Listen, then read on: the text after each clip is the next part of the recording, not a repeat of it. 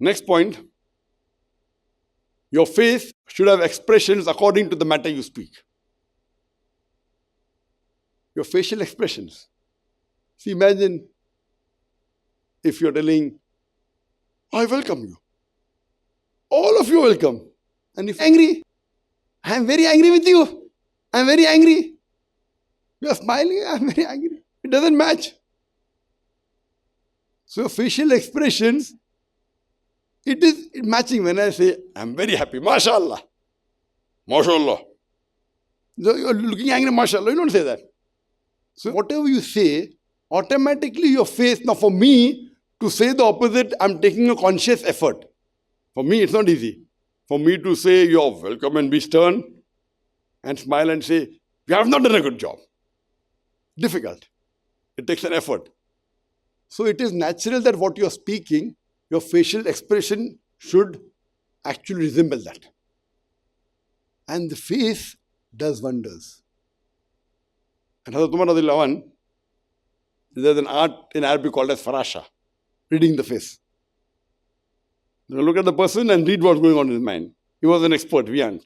So facial expressions are very important.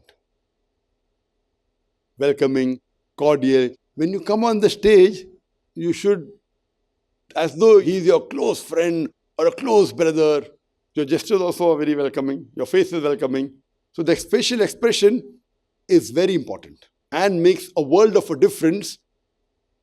The person who's listening to you, it gives a different impression altogether.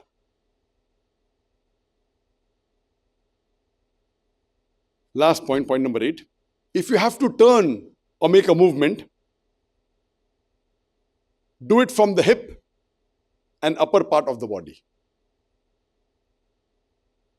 I mean, normally if I have to make a movement, I keep this straight. I look there. I can look here also and I can speak. The movement is always from the hips. This becomes firm. So it is not always doing like that, because that gives you firm and confident.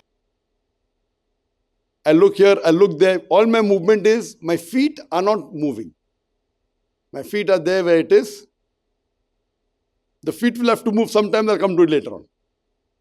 Normally, all your movement that is there is above the hip. Unless required, we'll come to it later on. Otherwise, once you come and you stand, the movement above the hip, that gives confidence. There are people who talk like that. It doesn't give. If you talk like that. And today we're going to talk on the topic of being sure of what you're going to do. And if you're sure what you're going to do, then you should know what you're going to do. All the movements are above the hip. The feet may have to move certain time. We'll come to it later on. Otherwise, all the gestures, all the movements should be above the hip. And that gives confidence. You can make out a difference between a person who is a trained and a professional speaker. This rule is broken when you're with the podium or when you're moving around. This rule is broken. This rule is especially there when you're speaking in front of the microphone without a podium. I have not come across any course anywhere in the world, a professional course, which says don't give lectures with notes, don't use a podium. So ours is unconventional. Unconventional. Yes, somebody may have seen our notes and copied, that's a different question. There are many organizations who copied and we have no problem in someone copying. But you will find they have their own rules and regulations. We'll discuss it later on. Gestures, very important. Movement, very important. Before we have a break, any questions? Any questions on gestures? We have finished about 50%. And we have only 2 hours left. Yes, brother. Assalamu alaikum. Wa alaikum assalam wa rahmatullahi wa barakatuh. Is it permissible for me to slightly bow? Because I was given a beautiful advice from my brother Ash. He just mentioned that you only bow to Allah subhanahu wa ta'ala, but due to my environment, I have the habit of, let me just show. It's just, thank you, Because in Thailand, in Philippines, I just personally found it very humbling. I don't present myself as stern or otherwise. Jazakallah khair. The brother asked the question that can I bow because it's a culture in certain countries that can I bow? As long as the bow is only little as a formality, no problem. Bowing per se, a proper bow can be done to no one but to Allah alone. Bowing. Bowing means there are two types. One is bowing, one is prostration. Prostration means fully putting your head on the ground. Bowing means it's at 90 degrees. But there are scholars that have defined that more than so many degrees is shirk or haram. I haven't gone into the details. But just saying like that is no problem. If you're like that becomes a bit more, it's dangerous. So you have to realize that if it's just a small 3-4 degrees bow or a 5 degrees, some scholars have given the degree also. After this, it is shirk. I haven't gone into the details, so I don't want to repeat also that which degree is not allowed. Yes, brother. I'm sorry. If that's the case, what about like dua? Like if in Thailand I would be like sawadikap with this hand gesture. Anything. If you're bowing little bit, just as a culture. The hand gesture, sorry. The hand gesture. Hand gesture, this per se, it comes in culture. But if I know this culture means something which is against the deen, I personally will not do this in India. I'm doing now, but not doing it for you to show it. Doing this is not haram, otherwise I wouldn't have done it. But by doing this, it means certain things which will lead to haram. So I personally will not do this and wish someone. Doing this is not haram, I'm doing it now. If it's haram, I won't do it.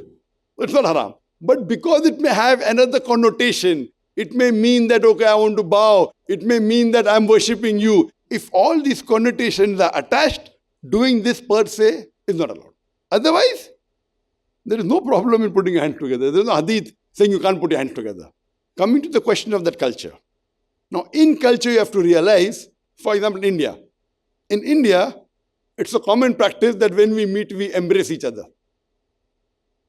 In the hadith, our beloved Prophet ﷺ said, do not embrace each other unless you're coming from abroad. So when we meet Eid in India, we embrace Eid Mubarak. Actually, it's against the deen.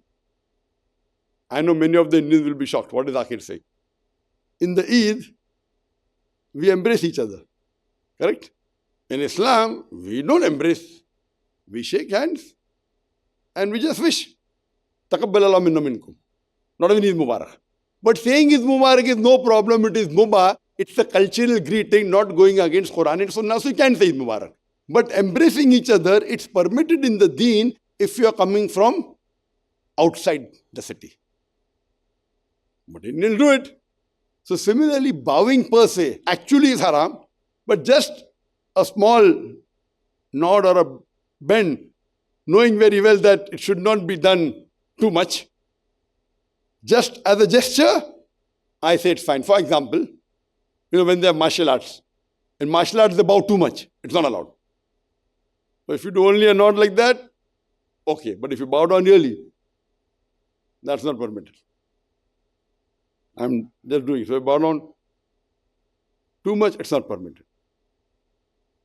But just like that, hand is not Islamic, but don't keep your hand on the heart, keep it on the... All these are cultural. As long as the culture doesn't go against the teachings of Quran and Sunnah, there's no problem. Yes, brother. Last question before we... Yes, brother. Changing the posture from above the hip. If we were to change it, let's say a little bit, like shifting your weight by changing the foot movement, will that affect? No, normally you don't do it. If you have to do it, we'll come to it next time. In the next section, deal with that. Normally you don't have to do it. You don't have to move away. When you have to move, I'll tell you how to move, inshallah. Yes, brother. Zakir bhai, I'm used to watching your videos, especially the old ones. Not the new one. Today is training. I just want to clarify whether my observation is correct or not. Your gestures are more today. I don't know whether it's correct or not. you're making gestures almost every word or every other word. But during lectures, I thought it was little lesser. How were my gestures yesterday? Forget today. Yesterday when I gave the speech, meaning and forms of dawah, how was it? You didn't know. That's the reason. Now you're observing my gestures. Now basically, hardly 5% of the time, less than 5% time, I made conscious gestures. When I said, I want to drink water, what is the time? That is the time I made conscious gestures. 95% time, even today, and even now, it is unconscious. That's the different thing that what you saw in the video 15 years back. Zakir Naik 15 years back was different and now I'm different. And after 15 years I'll be different. I pray to Allah subhanahu wa ta'ala always for the better. So the frequency is all right to be natural if it's more or less, because I will have to do it conscious mind. So I want to train myself. That's what I said, that your gestures should match your speech. Depending upon your speech. If you ask me, the hand at the terminus is only at a small portion of the talk. If you're giving 1 hour talk, it goes to the terminus many times, hundreds of times, but the percentage it gets stuck there is a very small percentage. Don't ask me how small, but surely less than 20%.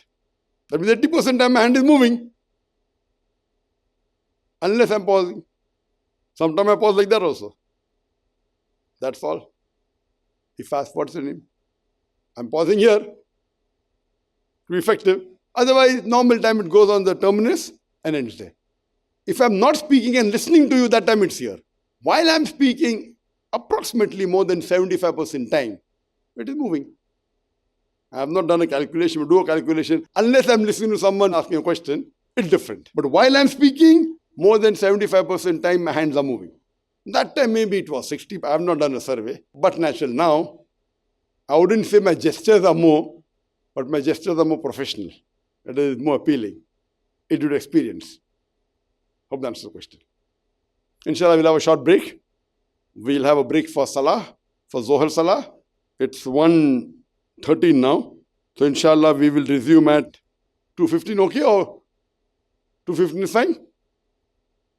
Or you're on 2:30? 2:15 is fine? Or 2:30? Actually, it's 15 minutes plus 1 hour lunch. Who wants to come at 2:15? Only one person. Who wants to come at 2:30? Okay, all want to. Okay, fine, come at 2:30. So this time I'm giving you 2 minutes more. 15 minutes break and 1 hour, 3 minutes for lunchtime, inshallah. We'll resume, inshallah, at 2:30 sharp for the continuation of the session of techniques of dawah related public speaking. Wa akhiru da'wana alhamdulillah bil alamin. La ilaha illallah, la ilaha illallah, la ilaha illallah, Muhammadun Rasulullah, Muhammadun Rasulullah. أرجو رضاك يا الله، أنت الرحيم يا الله، هبني عطاك يا الله، أنت الكريم منك العطاء يا الله، أنت العظيم يا الله، فيك الرجاء يا الله، أنت الحليم الرحمن الستار ملك الملك الغفار الوهاب المنان المتعال. الرحمن الستار ملك الملك الغفار الوهاب المنان المتعال. الله الله يا ربي يا الله.